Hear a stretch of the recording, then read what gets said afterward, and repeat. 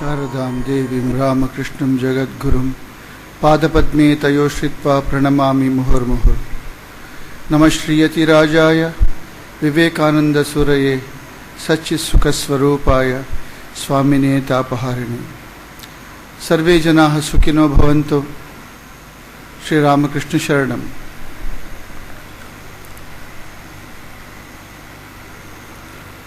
Revered Swami Jitakamanji Maharaj, the Adhyaksha of the Ramakrishna Ashrama, Mangalore,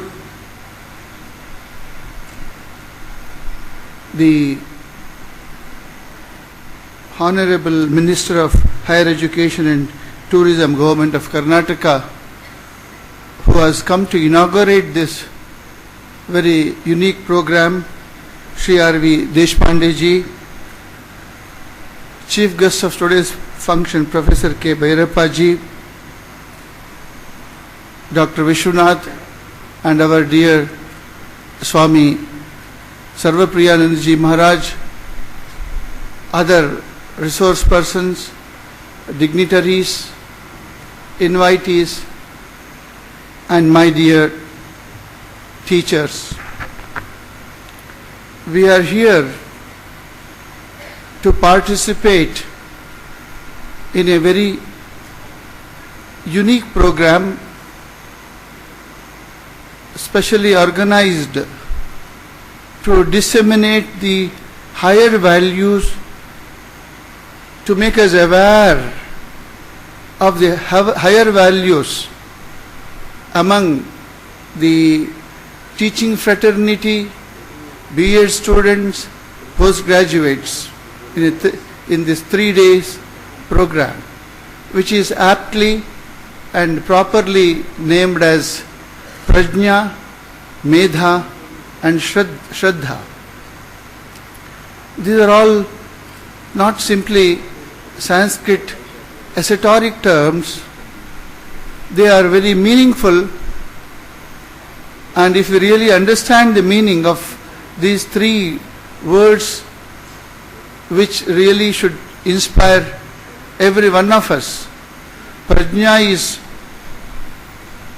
that luminosity, the power of the inner divine, which reflects through our mental modes called vritti. So, if we connect ourselves to the divine within, and what power of intellect and divinity which reflects through our mind is called Prajna. Medha is the total dynamics of the mind, which is supported by the tremendous purity and power to remember and connectivity to the higher pursuit of knowledge. The higher knowledge connectivity and ability to recall it with perfection and disseminate and give it out is called the Medha, and Shraddha is the intrinsic power in the conviction in the power of knowledge, conviction in the power of goodness, conviction in the power of higher values, and the power in the transforming power of the real higher spiritual social values. So that is what constitutes the Shraddha. A teacher is, in fact, represents the internal knowledge army of a country. If the soldiers are protecting the territory and dealing with our enemies who attack the territory, but the internal army consisting of our knowledge army, consisting of our teacher, are the army which dispel the darkness of ignorance from the minds of the people of the country. Swami Vivekananda called education as the panacea for all evil. When he made this statement, he must have gone deep into the process of education, the power of education, and the instrument of education, and the methodology of the education. And then he makes a statement that education is the ultimate solution to the problems of life. Further he says, education is a manifestation of the perfection already in us.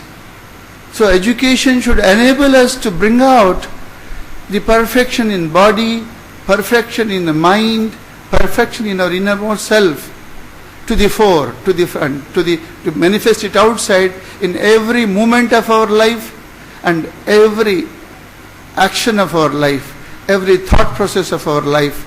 So that is the vision of education Swami Vivekananda had. Also he thought education is assimilation of the ideas, and through ideas assimilation of the knowledge, assimilation of the values, assimilation of the real culture of the human higher culture. So that is what really constitute the education. Now, as teachers, what is our role in the transformation of the society?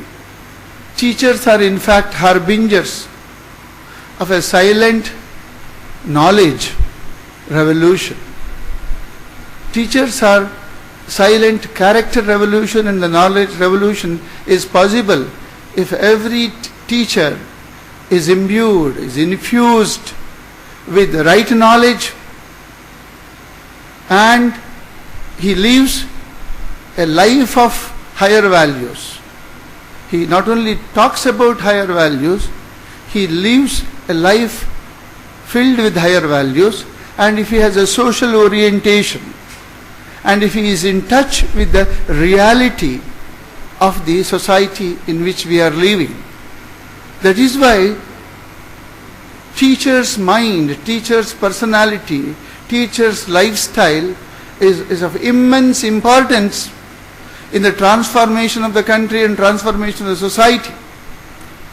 So it is in fitness of things that the Swamiji here has thought about having a kind of a value orientation program for teachers to make us all aware the vital role that we need to play in the transforming the minds of our students with whom we are spending our life.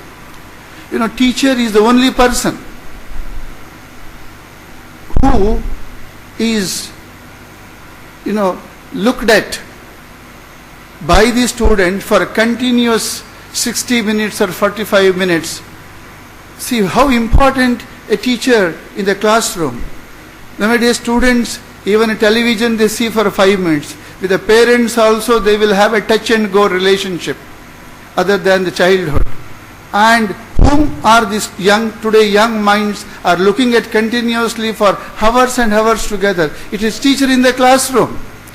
He is compelled to give an undivided attention for 40 minds, 50 minds are continuously focusing their mind on the teachers. So whatever comes out of the teacher's personality, the magnetism of his personality, teacher's life, teacher's aura, teacher's total output of the personality definitely influences the mind of the students. So if teachers are the repository of the right knowledge, right values, and the right common sense and right social orientation, I am sure it is easy to transform the society. That is why Swami Vivekananda called education is a panacea for all evils. It all depends upon all of us, the teachers, who has to play our rightful role in an effective manner. Teachers are natural leaders. In the adolescent time, the adolescent period of a youth, he is always a hero worshipper. He looks out for a role model. If teachers can be real role models, inside the classroom as well as outside the classroom, I will tell you, you will be doing a kind of a constructive, positive character programming in the minds of by neuro-linguistic language. You know, you are actually, the teachers are like software engineers. The engineers program in a computer, but every teacher during their time, they infuse into the minds of the students, along with the knowledge, certain thing extra. It is not the inert, dry knowledge. It is what is called the character content of the teacher is very important. The value system of the teacher, that gets into the minds and subconscious, it percolates into the subconscious mind of the student. So that is the responsibility of the teacher. Teacher has to be an intellectual leader.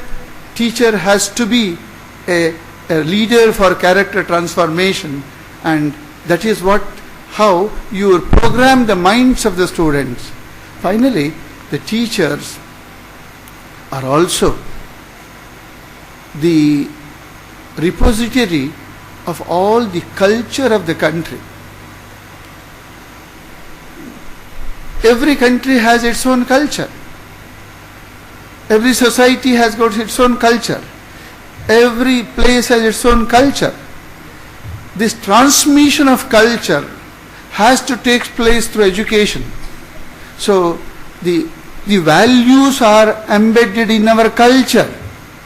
Culture is only an outer coat, outer capsule, into which there are so many higher values. So these higher values have to be given to the students through the transmission of right culture. So that is what is important. So it is not only this teaching science or computer science or chemistry or physics or history. Along with that, we need to give them the higher values. Einstein says, science can denature plutonium, but not the wickedness of human heart.